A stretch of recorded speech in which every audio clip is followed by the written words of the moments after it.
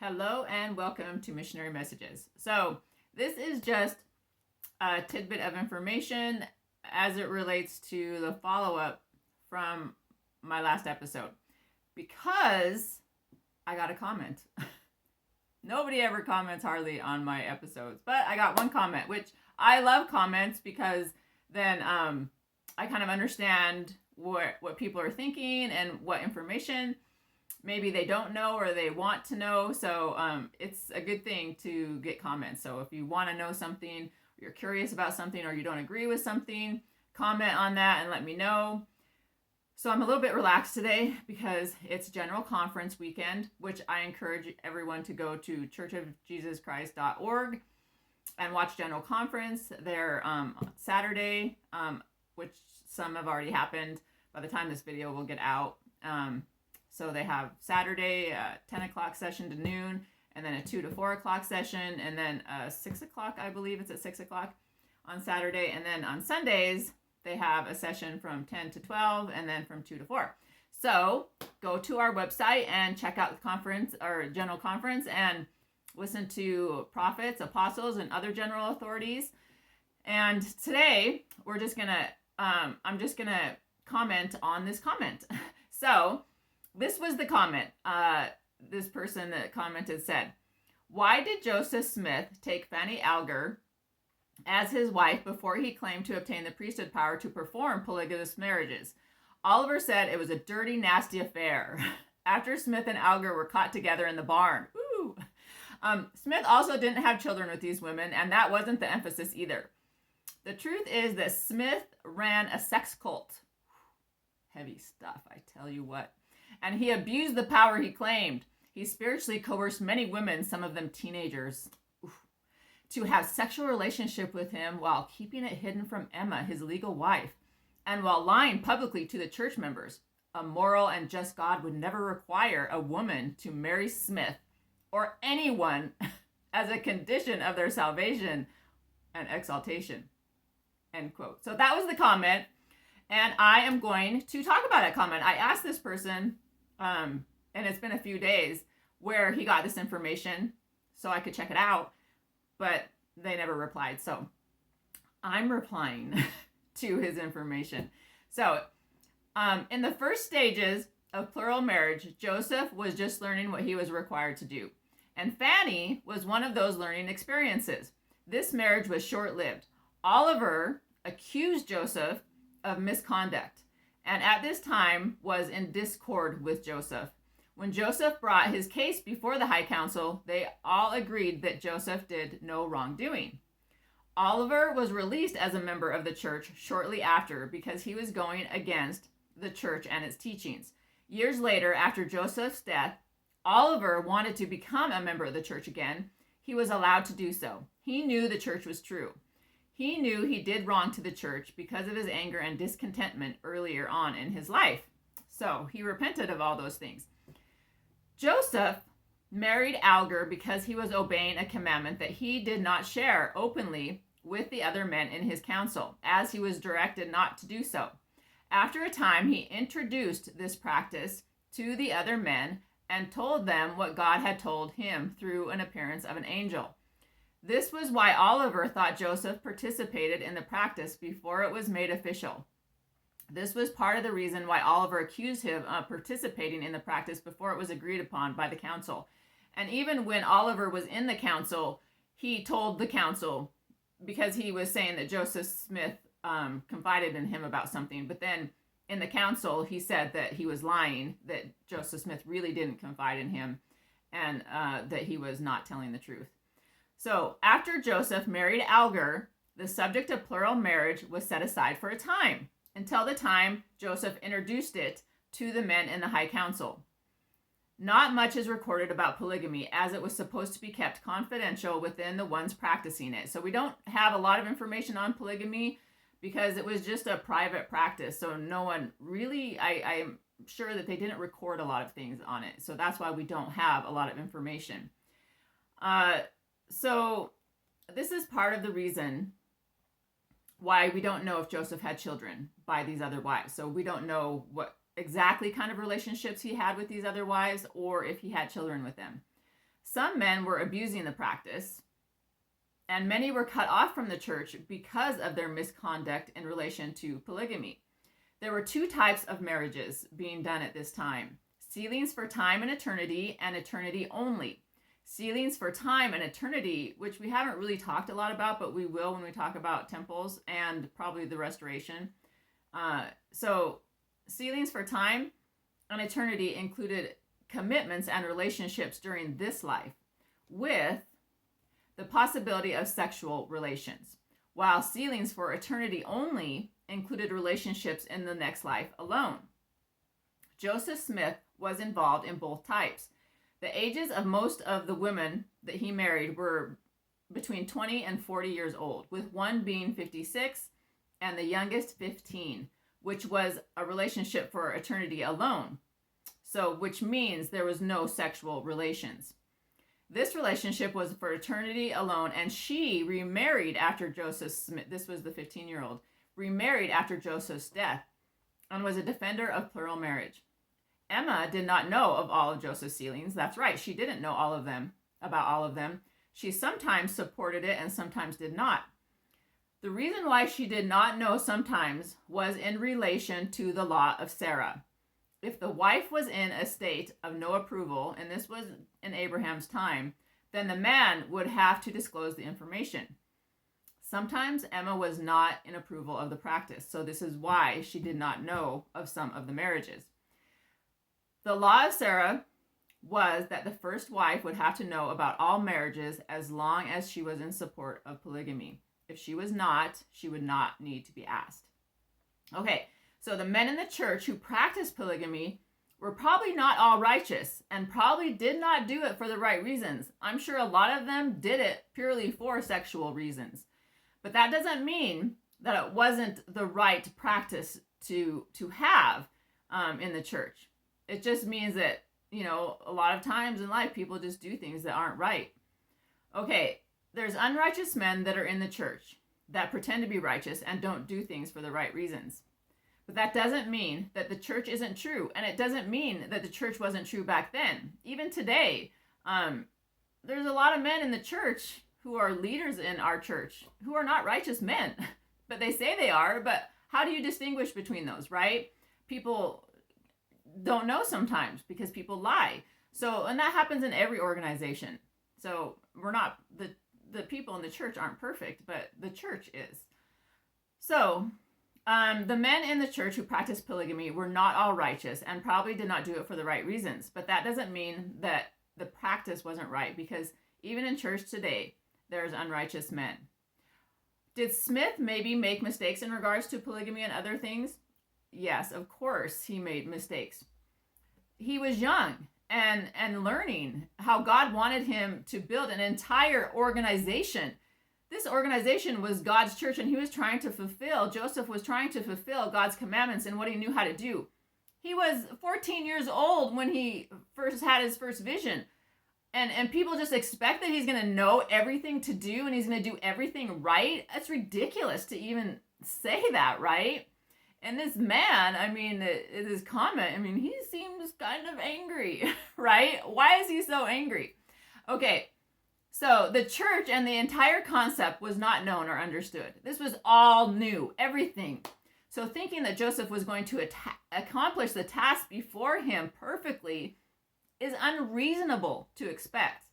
At first, Joseph was alone. When he first saw God, he was alone in this, and not very many people believed him. As more people came into the church, the task of organizing the church became, the task of organizing the church became more difficult in many ways, right? Because everybody had different opinions. Everybody thought they were right. Everybody thought that they were getting revelation from God. And the knowledge of God really was very limited. This was all new, this revelation from God. Churches just started to be organized, not just our church, but other churches that were going from the Catholic Church. Did a lot of the men argue when the church was being formed and get into arguments and even maybe fistfights? Yes, they were not all refined as the prophets are today. There was not a lot of activity going on in the church. There was a lot of activity going on in the church and in the United States. There were wars going on. There was a new organization of our country. And then here we are organizing a new church, right? Many changes were occurring in life and in just general, the world. Joseph and new members were trying to figure it out the best that they could. And they definitely made mistakes. That doesn't mean that the church isn't true. Just like David and Solomon made mistakes and their decisions pertaining to polygamy, they were still left in power. God trusted them with other things, except for maybe Solomon. He was getting sort of not in line with God after so many years and doing things that were not approved by God. But David served God the rest of his days, even though he made mistakes at Bathsheba and knew that all this time God was not happy with him. Is the church today perfect? Are the prophets and apostles perfect today? No, they're human. They do receive revelation from God, and they are definitely more refined than in Joseph Smith's time. But they are not perfect. Only God is perfect. Only Jesus Christ is perfect. Just because there's imperfect men that do things not always for the right reasons doesn't mean the church isn't true. People keep saying that Joseph Smith married teenagers, and this made him some sort of pervert or degenerate. Well, my grandparents, my grandmothers married my grandpas as teenagers. One of my grandmas was 19, the other was turning 16, but my grandpa and grandma started dating when she was 15, and she had a baby by the time she was 17. Maybe she wasn't quite 17. And the other was 17 years old. So one of my grandpas was 10 years older, the one that got married at 19, and the other one was 17 years older. So back then, it was very common for people to get married. And plus, they figured that the girls were more fertile then. And also, the families wanted to get rid of these girls because the girls couldn't work like the men, and they had trouble supporting them, like I talked about before. So, to say that Joseph was not in accordance with the time, I mean, everyone was marrying teenage girls, and some of these men were very older. They were in their 30s marrying teenage girls, so I don't know why that keeps coming up. It's like a thing that happened back then.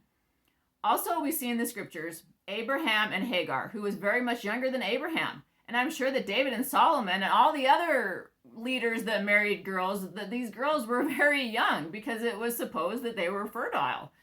I wonder why people can believe in the Bible and think that what God asked these men to do, we're okay with it. But just because it is in our day, they are not. If you believe in the commandments of God, then you must believe that they can be instituted at any time in history. Even if God wanted to institute this later on in life, you have to believe that he can because he's God. And if he's done it in the past, he's just showing you that he can do it and maybe will do it again if he wants to.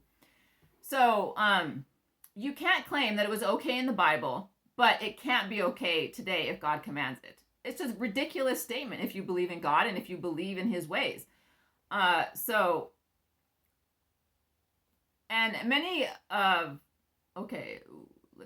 Many of the men practicing polygamy back then were not doing it. Okay. I lost my place. Is the gospel perfect? The Church of Jesus Christ of Latter-day Saints is a perfected gospel of Christ, but men are not perfect. So the gospel is perfect in what God wants us to know at this time. And many of the men practicing polygamy back then weren't doing it for the right reasons. This knowledge doesn't take away the fact that it was supposed to be done. I read all about Smith and his wives. I've read the Saints book. You can go on our website and you can read the Saints book, and it talks about Joseph and his wives. The church isn't trying to hide anything. All of the information is on our website. You can look it up. So, do you think that women, if they had choices, would want to practice polygamy? No, of course not. But like I said, they didn't have choices. Women were not free. This was their state. We read about this in Eve's Curse, and we talked about this. So you can get mad, like this guy, he's like all mad and upset, Joseph Smith, whatever, all this stuff, but it doesn't take away the fact that the church is true. And if you read the Book of Mormon, sincerely ask if it is true, then you will get the answer of being yes. But if you read it with not real intent, not opening your heart to its words, then you won't get that answer. But every time you pray about it, you have an open heart while reading it, you will get the answer of yes. So who caught Joseph Smith and Fanny together in the barn? for one thing. Who did it? Like, this guy's claiming that this happened. This person who commented. I could not find any information on this claim. And what were they doing in the barn when they were caught? Who claimed this, right? So this person who made this comment, if you're going to make accusations against Joseph Smith or any other person in history or any person, then you would have to provide proof of those accusations. You just can't accuse people of doing something without proof. Just because Joseph Smith was practicing polygamy, people might make up stories about some of the things he did concerning that, but they're just stories if you have no proof. Even if Oliver saw it, that's not really proof, which there's no saying that he really did see it. And if you don't have a reliable source that was a witness and that he was confirmed guilty on that charge, well, then you really don't have any proof. And you can't condemn someone without proof. You can't do that today, and you can't do that in history. Now, why did God want Abraham to take Hagar to wife? Because obviously God could have given Sarah a baby, because he did it at her old age after Abraham took Hagar to wife, right? So what was the purpose of Hagar in the first place? God knew that he could give Sarah a wife, but he commanded Sarah and Abraham to take Hagar to wife, right? The purpose was obedience. The purpose was for us to recognize that when God asks us to do something, even if it's hard, even if we don't want to do it, we do it anyways because he's asking us to do it. And he has his reasons. We might not always know the reasons, but he has his reasons, and we have to trust in that. So what was the reason for Abraham, Hagar, and Sarah?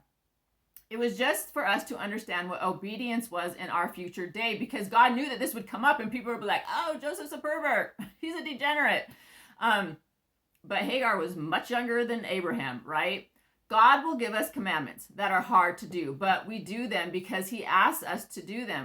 We find that in our own individual lives and our own personal level of obedience. The one thing we can sense with Sarah and Hagar is that Sarah did not like Hagar. She did not like that she had to give her husband to someone else. Hagar had a child by Abraham. You can feel the tension in this story as you read about these two women, but Sarah still did what God wanted her to do, even though she didn't like it. And if you kind of read the story, you can kind of get the feeling that Abraham didn't even like Hagar. He didn't like this woman, and he really didn't want to obey this commandment because he loved his wife, and he did not like Hagar. He did not want to be with Hagar. And he obviously favored Isaac over Ishmael. Ishmael was Hagar's son.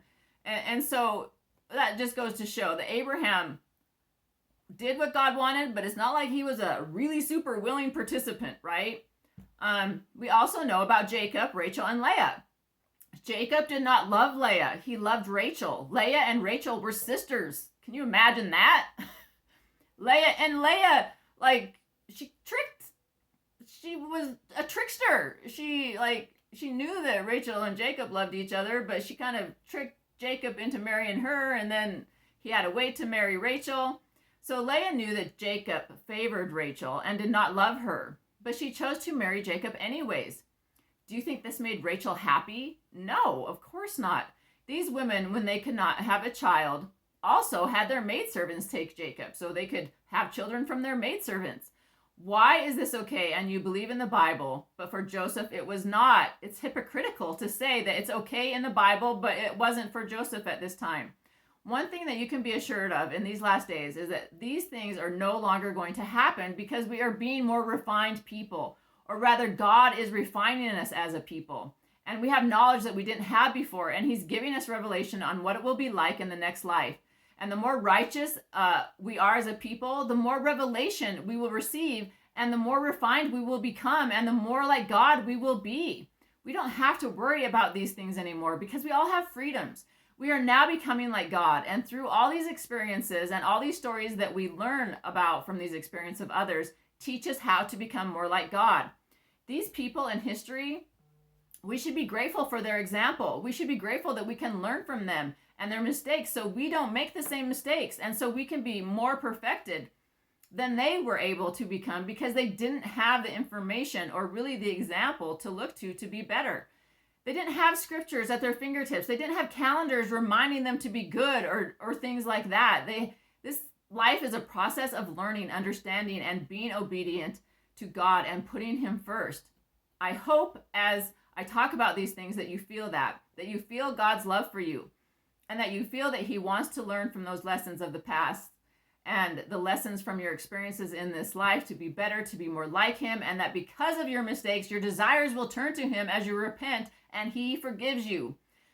David loved God, but he made a huge mistake. And even though God was disappointed in David, David still served him all the days of his life. David was a great example of us what to do and what not to do. I do not condemn David because through him I learn. Through his mistakes, I learned to not do certain things and to do certain things. And I hope in the last days, God forgives him and that he's able to be where God is and where we hope to be one day. None of us is perfect, but we can learn how to be perfect through other people's experiences by turning to God and his atonement, which is the only way to perfection. It's easy to condemn the current age and what we did in the 1800s because we're in, but no one condemns the past and the way things were done. And maybe they do. Maybe some people do, even people who do believe in the Bible. Maybe they don't agree with it, but they believe the Bible to be true. So they believe the things in the Bible, and the Bible talks about God. And this happened in the Bible. This happened in the Bible. So why can't it happen today? We're going to talk about this when we talk about the restoration and why people think that the past has nothing to do with today and that it can't be done the same way. But if God wants it to be done that way, he will do it. Basically, everything that was done in the 1800s was an emulation of things that happened in the Bible, because we were still in a time like that in many ways. But now we are in a different time and in a different age where things are totally opposite of what they were back then. So it is a natural thing to understand that we would do things in an opposite way now as it pertains to this. You can look at all the mistakes that previous prophets made while organizing the church as they were trying to figure things out and how to do the best things. And you can let this prevent you from being a member of the Church of Jesus Christ of Latter-day Saints. Or you can read the Book of Mormon and know that this church is true, because this book is a true record, a record that Joseph translated. And after reading it, knowing that he could not, with his limited education, write this book on his own, which we will talk about, as it is also in accordance with the Bible and has cross-references in every aspect of the Bible. Considering it was done at a time where this was hardly possible, Joseph did it. And we will talk about this later. So I encourage you to read the Book of Mormon and gain a testimony of it.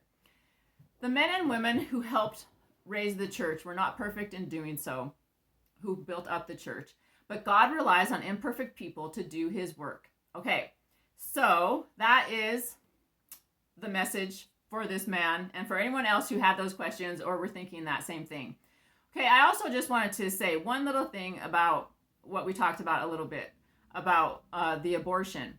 I would like to point also that if women were free for 6,000 years, and in those 6,000 years they aborted their children, can you imagine how many people would have been prevented from coming to this earth? I think this is important, especially in today's age. Just look at the past 40 to 50 years at how many souls have not been able to set foot on this earth and progress, because women choose and are free to kill their children.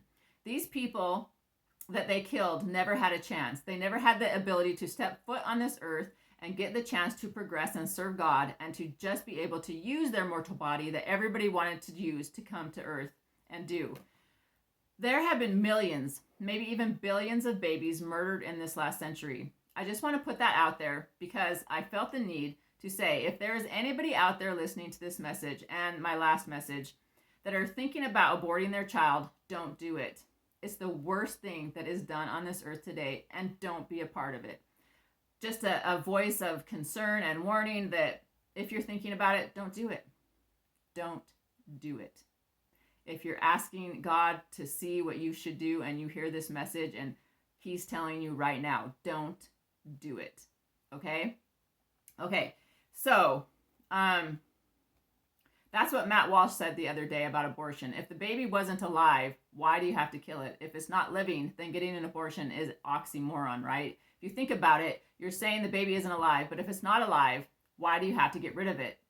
This way of rationalizing doesn't make any sense, does it? It's alive. That's why you're getting rid of it, because you don't want it to grow. You don't want it to get bigger. You can say, well, it's alive, but it's not a baby. Then what is it if it's not a baby? It's an embryo or fetus. What is an embryo or fetus? It just keeps leading you to more questions when, and ultimately, the end answer is, it is a baby. Oxymoron, right? Don't do it. If you're a woman, don't do it. Okay, and I'm just going to leave you with advice from my grandmother, because I feel like she wants to have her voice heard today. So I'm going to give you some advice. And this is from my grandma's book. It's in there. She has a whole list of advice that she always used to give to us. Okay, she says, men won't buy the cow if they get the milk for free. And if you want a man to do what you want, first plant the seed in his head and make it seem like it's his idea. I don't know if you thought someone needed to hear that advice, but I'm giving it to you today, women. So stop giving them the milk for free and plant the seed. If you want something done, plant the seed in his head. Lots of other things in this book that you can also get on Amazon. The Storybook Adventures of Mary Miller. So go ahead and buy the book today. Okay, I feel like I can just feel her laughing right now, that her giggling when she used to tell us all these things. So anyways, that's my message today. I hope it helps, and I won't have an episode tomorrow. I'll see you next time because it's General Conference, and I'm just going to relax in my sweatshirt, my sweats, and I'm going to watch General Conference. So see ya, everybody.